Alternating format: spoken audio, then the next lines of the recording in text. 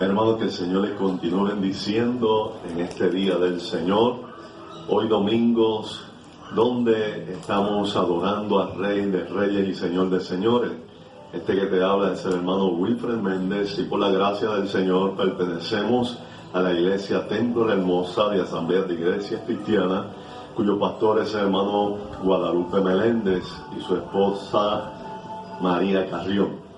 En este día, como ustedes ven en pantalla, tenemos el estudio de este día y lleva como título ¿Cómo pudo Jonás sobrevivir 3 días en el vientre de una ballena? ¿Cómo Jonás pudo sobrevivir 3 días en el vientre de una ballena? Y esta es una de las historias de la Biblia más ridiculizadas por la gente que se considera intelectual o críticos. La mayoría de los críticos o eruditos en los últimos 100 años han considerado que el libro es una obra de la imaginación humana. Algunos lo consideran un mito, otros una alegoría, una parábola o una historia didáctica, o sea, una enseñanza, y así por el estilo, ¿verdad? Hay diferentes opiniones. En primer lugar, estos escépticos o personas que no creen en la Biblia dicen que de ninguna manera una ballena podría tragarse a un hombre, y aunque pasara, el hombre seguramente nunca podría sobrevivir 3 días y 3 noches en su vientre, como lo declara, ¿verdad?, la palabra del Señor. Pero antes de seguir con el tema, queremos preguntarnos, ¿quién era el profeta Jonás? Poco se sabe, ¿verdad?, de Jonás, pero él era un profeta del reino del norte. Cuando Salomón pecó, ¿verdad?, la Biblia dice que el Señor entonces divide el reino del norte, Israel, con su capital en Samaria, y el reino del sur, Judá. Así que este era un profeta del reino del norte. Su ministerio quizás ocurrió antes o durante la primera parte del reinado de Jeroboam II, entre el 793 al 753 antes de Cristo. Era hijo de Amitai. Esto lo encontramos en el mismo libro, ¿verdad? En el capítulo 1, verso 1. Y su casa estaba en Gat-Efer, en Galilea. Segunda de Reyes, capítulo 14, verso 25. ¿Cómo entonces llegó Jonás al vientre de una ballena o un gran pez, ¿verdad?, como dice la versión Reina Valera del 60. Pues Dios llama al profeta a llevar un mensaje a la ciudad de Nínive. Nínive era la ciudad más importante del imperio asirio. El profeta entendió que más que un mensaje de juicio, era el propósito de Dios mostrar su misericordia, porque el profeta sabía que Dios es el Dios de las misericordias. Jonás, reconociendo la crueldad de los ninivitas, tomó entonces otro camino. Se cree que él tomó, ¿verdad?, una embarcación hacia Tarsis, y Tarsis se cree que es España, el lugar, ¿verdad?, donde se dirigía el profeta, donde huyó el profeta. Esta huida lo metió en grandes problemas, y ya mismito vamos a hablar acerca de cuáles fueron estos problemas, pero sin lugar a duda, esto le trajo problemas al profeta. Al final, Jonás entendió que es mejor hacer lo que Dios manda. Oiga, al final de la vida de este hombre pudo entender lo que Dios quería hacer. El Señor entonces lanzó sobre el mar un fuerte viento y se desencadenó entonces una gran tormenta tan violenta que el barco amenazaba con hacerse pedazos. Oiga, los marineros, aterrados, a fin de aliviar la situación, Ellos entonces comienzan a clamar cada uno a su Dios y comenzaron a lanzar todo al mar para entonces aliviar, ¿verdad?, la carga del barco. Jonás, en cambio, que había bajado al fondo de la nave para acostarse y dormir, él dormía profundamente. El capitán del barco se le acercó y le dijo: ¿cómo puedes estar ahí durmiendo? Levántate, le dice el capitán, clama a tu Dios, quizás se fije en nosotros y no perezcamos. ¿Sabes qué, hermano? Los marineros echaron suerte para averiguar quién tenía la culpa de que les haya venido este desastre. ¿Saben qué? La suerte recayó en Jonás. Ellos entonces le preguntaron: dinos ahora, ¿quién tiene la culpa de que nos haya venido este desastre? ¿A qué te dedicas? ¿De dónde vienes? ¿Cuál es tu país? ¿A qué pueblo pertenece? Ellos estaban muy intrigados porque aquella tormenta era devastadora. Ellos no sabían cuando la suerte cayó en Jonás. Ellos estaban muy curiosos en saber quién era este hombre. La respuesta de Jonás fue: soy hebreo y temo al Señor, Dios del cielo, que hizo el mar y la tierra firme. Oiga, al él identificarse con Adonai, con el Dios de Israel, oiga, verdaderamente estos marineros realmente se alarmaron mucho y sabían que algo malo, algo en contra del Dios de Israel había hecho Jonás. La tormenta siguió arreciando y los marineros ya no sabían qué hacer. A lo que Jonás le dice: tómenme, lánceme en el mar y el mar dejará de azotarlos. Esta fue, ¿verdad?, lo que Jonás le dice a los marineros. Y le añadió: yo sé bien que por mi culpa se ha desatado sobre ustedes esta terrible tormenta. Sin embargo, ¿verdad?, ellos trataron de hacer todo lo posible de llegar a tierra firme para que nadie pereciera. Ellos sabían que tan pronto Jonás cayera en las aguas iba a morir. Así que ellos trataron, pero el mar cada día se enfurecía más, cada momento, así que no consiguieron llegar a la orilla. Los marineros clamaron al Señor, ahora sí, al Dios verdadero, y dijeron: oh Señor, tú haces lo que quieres, no nos hagas perecer por quitarle la vida a este hombre, ni nos hagas responsable de la muerte de un inocente. Así que estas personas sabían que el Dios verdadero, el Dios eterno, había hecho esta gran tormenta a consecuencia de Jonás. Ellos entonces tomaron a Jonás y lo lanzaron al agua, y dice la Biblia que la furia del mar se aplacó. Como ustedes ven ahí en la gráfica, ¿verdad?, los marineros toman a Jonás. ¿Sabe lo maravilloso de esto? Es que el Señor Dios, por su parte, dispuso un enorme pez para que se tragara a Jonás, quien pasó 3 días y 3 noches en su vientre, como ustedes ven ahí, ¿verdad?, la gráfica, ese gran pez que Dios había preparado. Dios milagrosamente prepara este enorme pez. Ahora, ¿qué pez? ¿Cuál pez sería, verdad, el que se tragó a Jonás? Una de las cosas es que no nos sorprende que enormes peces puedan tragarse a un hombre entero, porque se han encontrado animales enteros tan grandes o más grandes que un hombre.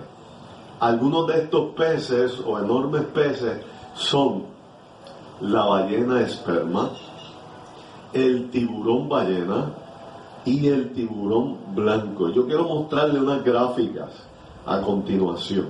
Miren ahí la ballena esperma, eso es gigantesco, un animal, un pez gigantesco, un monstruo marino como dice la Biblia, ¿verdad?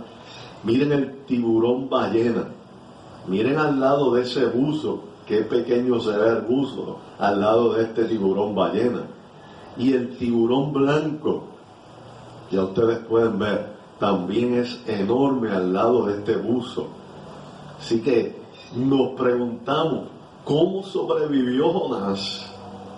Hay tres respuestas, hermanos, posibles, amigo que me escucha, que podemos, ¿verdad?, dar con relación a lo que dice la Biblia en defensa de lo que la Biblia dice. En primer lugar, ha habido o ha sido más bien establecido que la frase 3 días y 3 noches en el uso antiguo hebreo era una expresión idiomática que significa simplemente 3 días. Era aplicable, aunque el principio y el final de los días del periodo eran solo días parciales. Así que esto podría arrojar a un periodo tan corto como aproximadamente 38 horas. Existe siempre algo de aire en el estómago, ¿verdad?, están grandes monstruos marinos. Mientras el animal que está en estos monstruos marinos, que ellos se han tragado con vida, ellos no hacen digestión, ellos no comienzan esa digestión. Así que la expresión o más bien la experiencia de Jonás posiblemente podría haber pasado completamente con un marco natural. 38 horas en aquel vientre, ¿verdad?, fue suficiente para poder salir con vida de este monstruo marino. En segundo lugar, un maravilloso milagro de Dios. Alabado sea el Señor. Así que es una probabilidad que el acontecimiento haya implicado un milagro divino, algo fuera de lo común, ¿verdad?, como asimismo la Biblia nos lo dice. Que Dios había preparado este enorme pez. Dios mismo había preparado este enorme pez de una forma milagrosa, extraordinaria. La tormenta cesó cuando Jonás lo echaron al agua. Dios le da vida a Jonás, conservándola milagrosamente hasta el final de la experiencia que lo horrorizó, obviamente, hermano. Tiene que haber sido una experiencia terrible. Bien, una tercera posibilidad consiste en que Jonás en realidad se asfixió y murió en el gran pez, y luego Dios más tarde le devolvió la vida de entre los muertos. Así que esto es algo que es otra posibilidad, ¿verdad? Que él haya perecido en este pez y que Dios lo haya resucitado. Motivando también a las oraciones de Jonás, ¿verdad?, que dentro del pez dice que invocó al Señor en su angustia y él lo oyó. Desde el seno del Seol clamó y fue oído, ¿verdad?, su voz. Eso está en Jonás capítulo 2, verso 2. Así que Jonás invocó al Señor. Él considera que estaba en la tumba, en el Seol. Y allí, en ese Seol, en aquella misma tumba, él oró a nuestro Dios. Esto nos lleva a recordar las palabras de nuestro Señor Jesucristo en el Evangelio de Mateo, capítulo 12, versículo 40. Mira lo que dice ahí la palabra del Señor. Porque así como 3 días y 3 noches estuvo Jonás en el vientre de un gran pez, también 3 días y 3 noches estará el Hijo del Hombre en las entrañas de la tierra. Fíjense entonces que el Señor utiliza esta historia verídica. Cristo mismo da por cierto lo que le pasó a Jonás, que estando este hombre estos 3 días o estas 3 noches en el vientre de este gran pez, iba a ser lo mismo que en la vida de nuestro Señor Jesucristo. El Señor iba a estar en la tumba por 3 días y 3 noches. Así que nuestro Señor Jesucristo calificó la preservación y restauración milagrosa de Jonás como un tipo o profecía de su propia muerte y sepultura, y sobre todo de su resurrección. Como también, ¿verdad?, estuvo que ser echado en el mar para que los marineros fueran rescatados, también Cristo se dio a sí mismo para que nosotros fuésemos salvos. Eso está en Mateo capítulo 20, versículo 28. Mientras Jonás sentía las ondas y las olas del Señor encima, que lo encontramos, ¿verdad?, en el capítulo 2, verso 3 del libro de Jonás, Jesús tuvo que llevar nuestros dolores y enfermedades también. Esto lo encontramos en el libro de Isaías capítulo 53, verso 4, y Mateo capítulo 8, verso 17. Jonás fue desechado delante de los ojos de Dios, y Jesús sentía profundamente la separación de su Padre Celestial. Eso lo encontramos en Mateo 27, 46. En el momento que Dios castigaba nuestros pecados en Jesús, alabado sea nuestro Dios. El Señor estaba pasando toda esta angustia, toda esta situación por nuestros pecados, por cada uno de nosotros. Tan cierta parecía la muerte para Jonás en el sepulcro de agua, que sentía como si ya no hubiera nada que esperar, sino la muerte misma. Cuando Jesús murió, pasó el mismo tiempo en el sepulcro, 3 días y 3 noches. Pero lo más importante que tenemos que recordar es que ni Jonás ni Jesús fueron dejados en la esfera de los muertos. Tanto Jonás, tanto Jesús volvieron a la vida. Tal vez el relato de la resurrección milagrosa de Jonás le predeció a los ninivitas, moviendo a los habitantes a creer en el mensaje de Jonás. Esto es maravilloso. Ellos pudieron constatar lo que le había pasado a este profeta. Esto los movió a creer en el mensaje de la palabra del Señor. De esta misma manera lo será el Hijo del Hombre, dijo Cristo en Lucas 11:30, a esta generación. Cristo también nos está diciendo que lo mismo que le ocurrió a el profeta, que era una señal para los ninivitas, Cristo mismo iba a ser una señal para esta generación. Esta generación estaba pidiendo una señal de que Cristo fuese el Mesías, el Hijo de Dios, y el Señor lo refirió a la historia verídica de este profeta para decir que él mismo también iba a ser, aleluya, una señal para esta generación.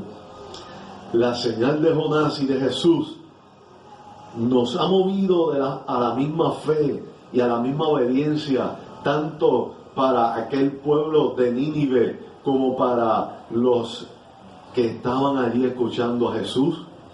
Nosotros nos hemos arrepentido, hermanos, escuchando de esta historia del profeta, o simplemente lo hemos pasado rápido porque son 4 capítulos muy cortos de este libro de Jonás. Pero el Señor, fíjense que lo utilizó para que nuestra fe pueda crecer. El Señor, aleluya, utiliza la historia verídica de este hombre para decirnos que Él mismo vino a morir, estar en la sepultura, pero al tercer día resucitar y estar a la diestra de Dios Padre para interceder por cada uno de nosotros. Es magnífico, es extraordinario saber que el Señor vino, aleluya, para dar su vida en rescate de muchos. Y hoy queremos preguntarte, ¿te ha movido el Señor a través de Jonás y de Cristo mismo a tener fe y obediencia en Él? Yo quiero que tú puedas meditar en esta historia. Cómo Dios pudo hacer posible que este hombre llegara a Nínive y cómo Dios hizo posible que su Hijo amado se encarnara y pudiera venir, aleluya, a este mundo para darle vida y vida en abundancia. Por eso la Biblia nos dice en Hechos capítulo 17 versos 30 y 31, pero ahora Dios ordena que todos los que habitan este mundo se arrepientan y le obedezcan solo a Él, porque Dios ha decidido ya el día en que juzgará a todo el mundo y será justo con todos. Dios eligió a Jesús para que sea el juez de todos y ha demostrado que esto es cierto. ¿Sabes por qué, hermano y amigo? Al hacer que Jesús resucitara. Como el mismo caso que, aleluya, hemos hablado acerca de Jonás, el Señor dijo que esta iba a ser la señal de su resurrección. Así que el Señor nos pide arrepentimiento, así que el Señor pide que creas en Él, así que el Señor, aleluya, quiere que tú también puedas encontrar la vida eterna. En este día, cree en el Señor Jesucristo, serás salvo, podrás encontrar libertad y vida eterna. Que el Señor te bendiga, que el Señor te guarde, y esperamos que estas palabras puedan ser de bendición para tu vida y los tuyos. Dios te bendiga. Maranata, que el Señor viene pronto. Dios les bendiga, y mi amada esposa ha estado conmigo detrás de las cámaras. Dios te bendiga, Dios te guarde.